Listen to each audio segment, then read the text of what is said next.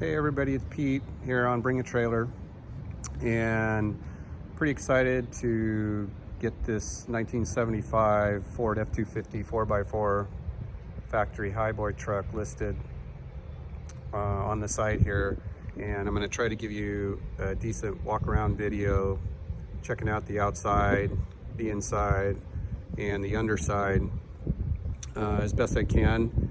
And then obviously there's a lot of details in the listing itself, and then I'll try to use this video to supplement that. And then, like always, if there's something that anybody feels that I left out, I have a feeling on this specific truck that I'm gonna end up forgetting to talk about stuff that I wanted to mention, and I'm gonna try to keep it from happening and do the best that I can. But again, don't hesitate to call me out on something I might have missed or didn't point out in detail, and by contacting me on the through the listing. So yeah, it's a 75 F-250 4x4 factory Highboy and factory AC truck, though the AC's detailed in the listing as well. It's not there now, but should be fairly more so easily installed, other than if the truck had not been a factory AC truck, if that makes sense. So it does have a 4-inch suspension lift on it, and actually when I got the truck, it had a additional 2-inch body lift on it also, for a total of 6. And I've never been a fan of any kind of a body lift at all. And so when I got the truck, that was one of the first things that I had addressed, and I had the body lift removed, which was much more difficult than I had anticipated, because a lot of different things had been done to the truck to accommodate the 2-inch body lift, as far as hoses and connections go. And so then therefore it was a chore to reverse everything, but it was done, and it was done right, and it came out great. I think with the 4-inch lift, the truck looks really good. It's got aftermarket, obviously, aluminum polished wheels on it, 16-inch rims by 10, and 35-inch mud tires on it, which for the size of the truck and where the stance is right now on it, I think looks really good. And that's the way that I would run it. I've had it about 6 months, and about 5 months of that I've been running these wheels and tires.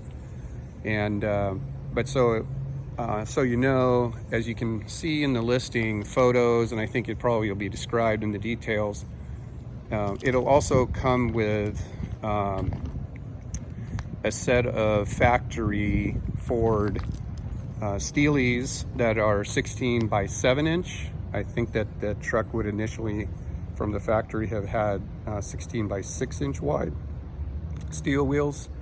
But the 7-inch wide wheels from Ford were only made a few years, that accommodate this older bolt pattern, and are pretty sought after, hard to come by, because they do give you the opportunity to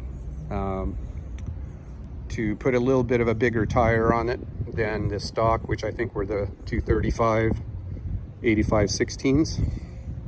So anyways, the truck comes with a whole set of basically completely refurbished 7 by 16-inch steel wheels, and a set of Ford stainless hubcaps, if you wanted to switch back to that. So one of the biggest modifications, as the listing describes, that was made on this truck long before I had it, was that somebody put a 1970 Ford 429 Thunderjet engine in the truck, which runs really, really nice. You've got gobs of power, but even more probably importantly is gobs of torque, and runs really nice with that 429 in it. sounds really great. And we'll take a look at it in closer detail in a little bit. It's got basically the D0V dash A block, the Dove heads, Dove C dash C as in Charles heads, and the Thunderjet Ford cast iron intake manifold on it as well. And it's got an Edelbrock 850 aftermarket 4-barrel carb on it, and that combo seems to complement each other really well. So you'll see that the truck is basically original paint, with an exception of a few touch-ups, and I'll try to point those out. But it does have its original paint, and it's Wimbledon white, I believe. And yeah, like you see on the roof there, it has some surface rust. I try to get a better view for you too, and it's pretty detailed in the photographs in the listing. And I put when I got the truck tonight, cleaned the roof really well, masked off everything except for the roof, and put 4 clear satin coats on the roof to protect it. So it's got 4 coats of clear satin on it, on top of that surface rust. And then you'll see the Camper Special badging on both sides of the truck, which I believe that somebody else has actually added those onto the truck after the fact, because from everything that I've heard and researched and read, the Camper Special package was not offered. You could not get that with the 4-wheel drive Highboy truck. And somebody please correct me if I'm wrong about that, but I have a feeling that if you look at the Marty report, you can tell that you can see all the options that this truck was ordered with, and it's basically comes down to everything that the Camper Special package would give you, which includes the heavier duty front axle. There's 2 Dana 44 axles that were available, and this is the heavier duty. I think it's 3,500 pound front axle with the large hubs, and those are the factory Ford hubs. So anyways, the truck was ordered with pretty much everything that you could get when you got the Camper Special package, and I have a feeling that somebody then, therefore, they wanted the Camper Special package, but they wanted 4x4, and so I think they added those badges after the fact.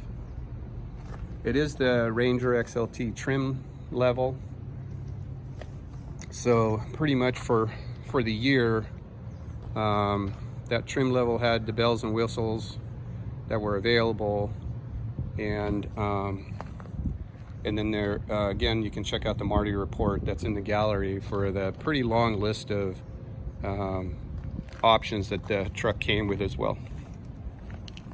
So as I painted the rear bumper that it was equipped with from the factory. I painted that. It does have a 2-inch receiver hitch for towing setup back here that's bolted to the frame. However, the lighting on it, it does have the plug, the 7-pin plug, but it's the lighting is not hooked up to anything, so it does need to be wired for trailer lights to work and operate. And so what I didn't mention at the beginning too of the video is that what I kind of call this truck is my crusty but not rusty truck. And the reason I say it's crusty, well, I don't actually need to say it. You can pretty much tell why I say it's crusty. But with being as old as it is and carrying its original paint, I don't know how else you would describe it. The good thing is though that it's not rusty. The only rust that the truck had, the only issues with the rust that the truck had was the passenger side floorboard had some pinholes in it, and the driver's side in a couple small places didn't have any rust through, but had some, what I would say was about to happen, rust through in a couple spots. So the passenger side floorboard was replaced, cut out, new sheet metal welded in, done correctly. And then we did a couple cutouts on the driver's side, the parts that were starting to fail, basically the areas that were starting to fail, and then welded in new sheet metal there too.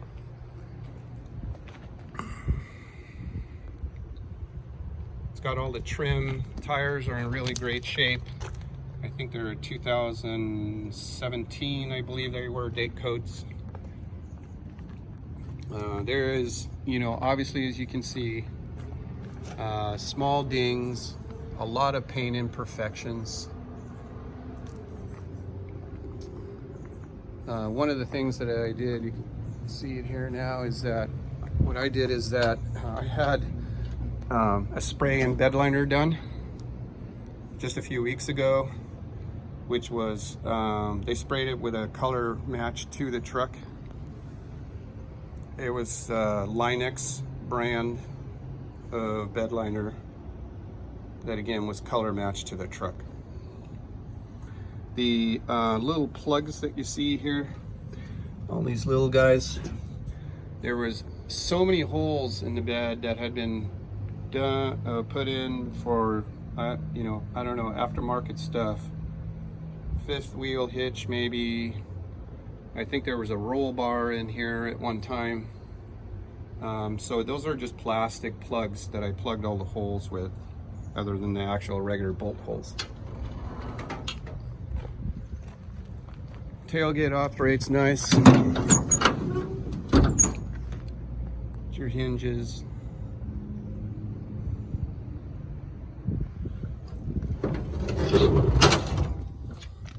Solid.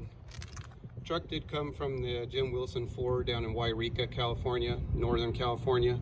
And it's got still wearing its original license plate frame.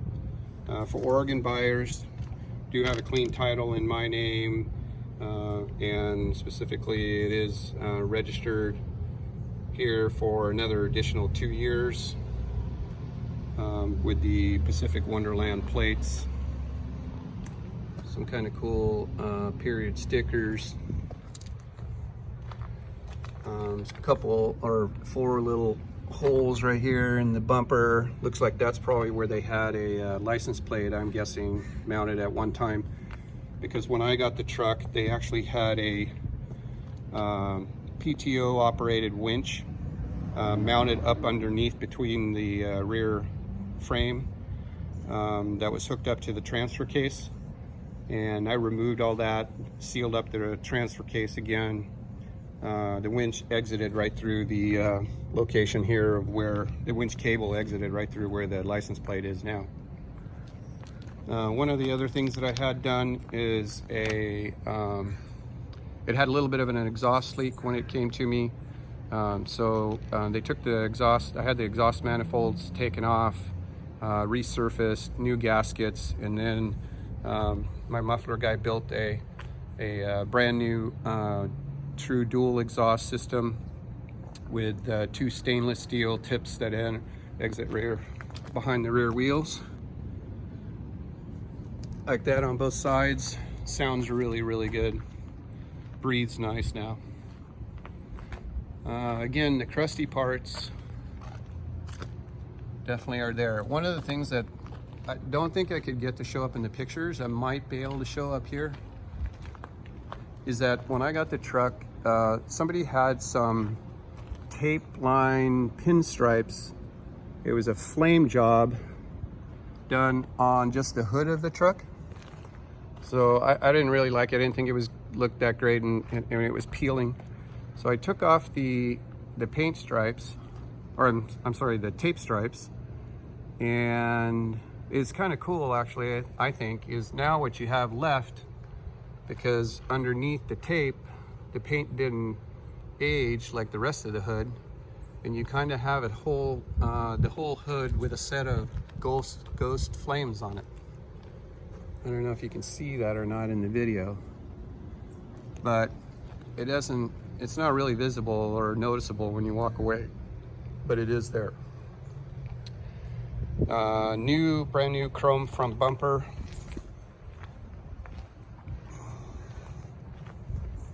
Nice grille, letters. There's really no significant body damage.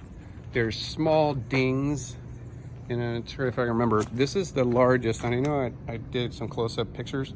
This is the worst ding on the whole truck, is this little crease right here back by that driver's side tail light. I replaced the tail light bezels. They're brand new, because obviously you wouldn't end up with a crease there. Not the bezel on this side was crushed basically. I also replaced this bottom strip. It was actually missing.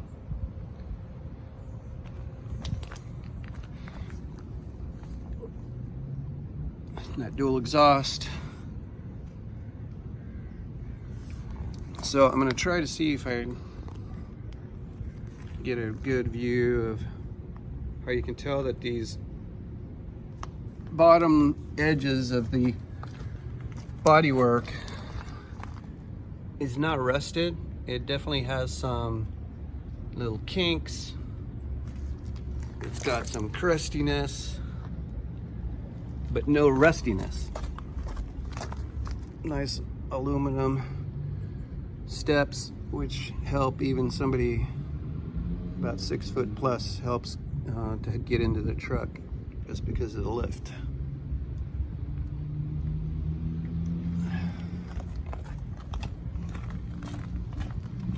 Give you another look here underneath.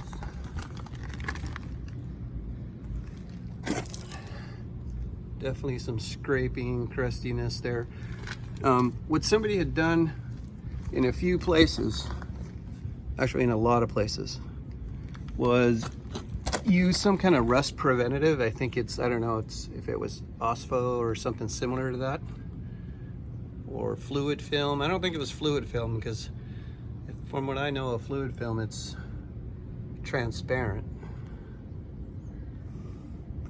In a few places to stave off rust, which is kind of nice in the sense that I think it kept a lot of places on this truck from rusting through the years and helped preserve it. But it doesn't look very good in a couple places, and I'll see where I show you.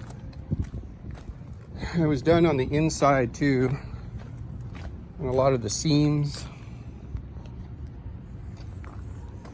like here. So basically somebody had what looks like just a paintbrush, and they went around all these typical rust places on the truck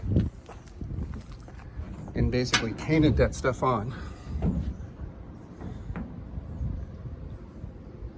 But you can see that the drip rails don't have any rust issues at all.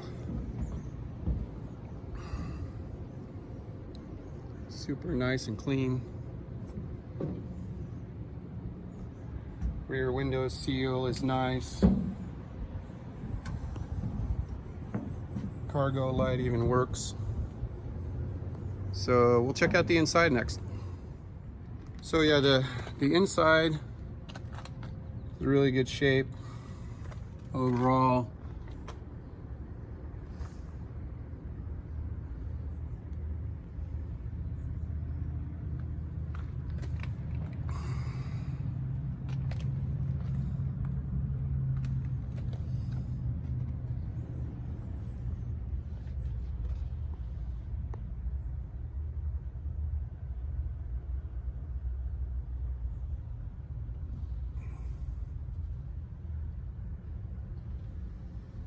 You can see here's more of that rust treatment stuff.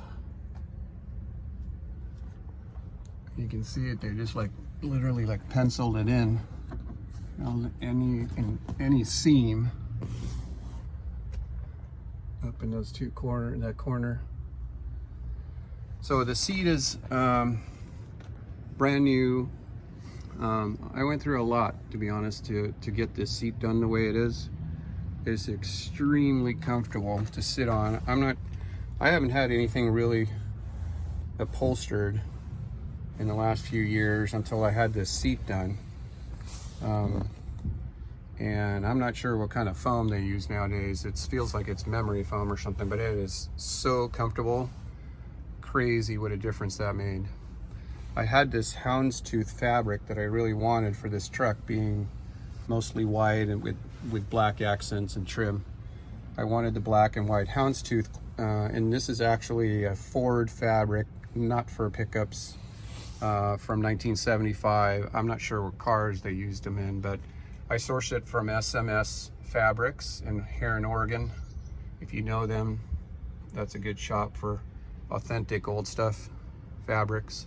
So I got just the houndstooth fabric from them, and I had the houndstooth fabric sent down to an upholstery shop in San Diego, where I used to live, and they stitched the entire seat cover back, top and bottom.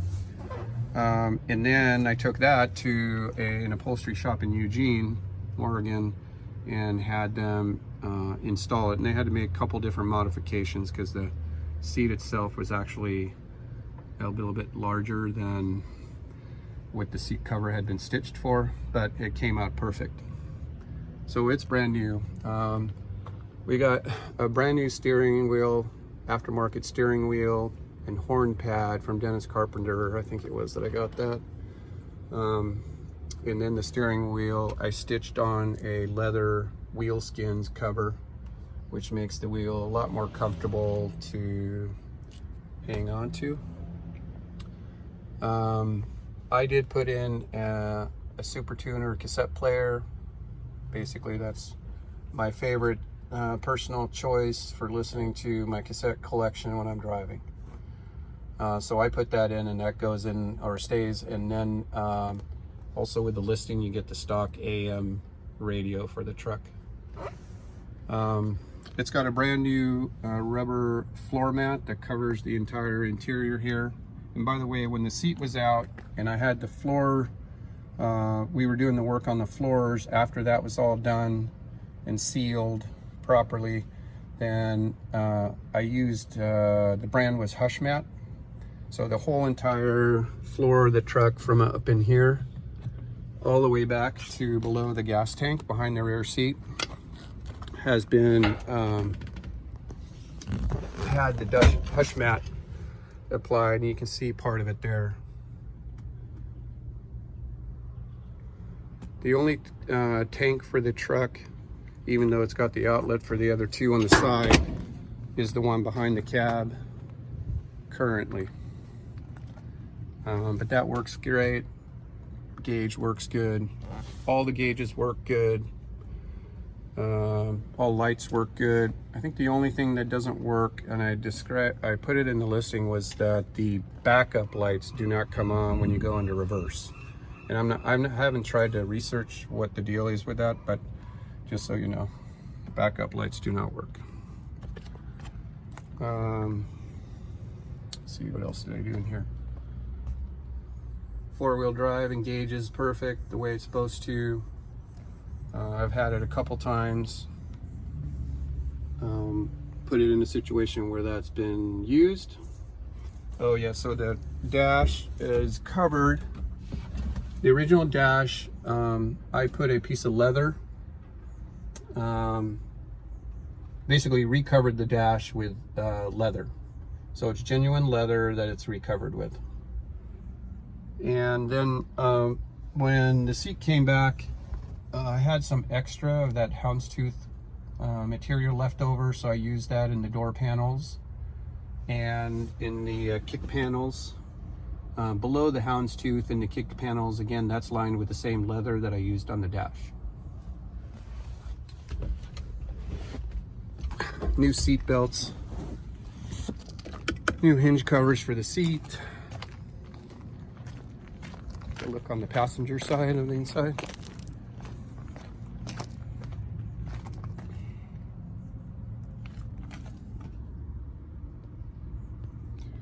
Some kind of cool Snoopy. Floor mats. Oh, yeah, she rides everywhere with me. If you guys have seen my listings in the past, you'll know what the deal is with that. Glove box. Owner's manual for $75. And even the light works in there. And gives you a pretty good idea of what the inside looks like. And then we'll check out the engine compartment and get her fired up for you, and that should be good for the video. All right, so again, like I said before, this is a 429 Thunderjet from 1970 that's been put in this truck. Pretty much stock. You can tell that the AC components are no longer installed. I do have some of the pieces. I don't have a compressor, but I have the receiver dryer was right here, and some of the plumbing, but not all of it. If you wanted to go back to AC, I'd probably just recommend aftermarket newer stuff with the way nicer, smaller compressors they have nowadays. A lot of mechanical work that I have the receipts that I've taken photos of, and then a complete list of all the mechanical work that I've done on the truck. So I'll just try to like remember some of it here.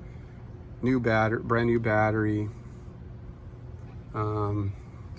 Instead of the battery on this other side here, you've got kind of a cool little, looks like a Ford tractor company or something. Little toolbox storage, but there is a brand new battery tray bolted into the inner fender liner here. Power assisted brakes. Oh, and then the truck has had two-wheel drive truck, full power, regular power steering put into it, so that's a really nice feature as well. Edelbrick air cleaner on top of the Edelbrick carb. Again, the Dove A block, Dove C heads, the Ford Thunderjet intake manifold below that Edelbrick carb. Horn works. Oh, and I had one of the things that I did was put in a brand new heater blower, a new heater core, and I think I pretty much described that in the listing, but for some reason the fan speed only blows on, it's either off or it's high. It should have it's a 3-position switch, and I'm not sure why it doesn't alternate, but it does work. It just that once you turn the fan blower on, it's on high, and that's it. So let me see if we get it fired up for you. Should.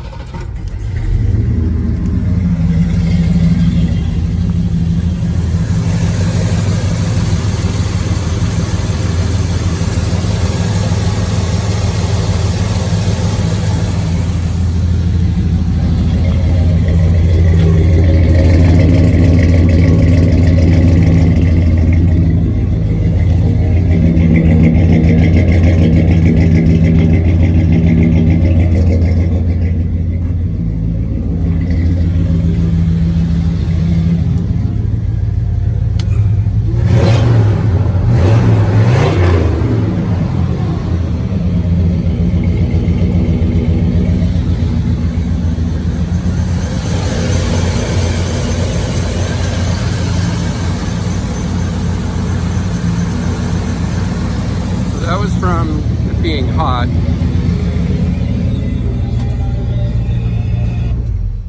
So anyways, that was from the truck being hot and having been driven a few minutes earlier. But I did include a separate cold start video too. Fuel pump going. Stereo works. Cassette player works.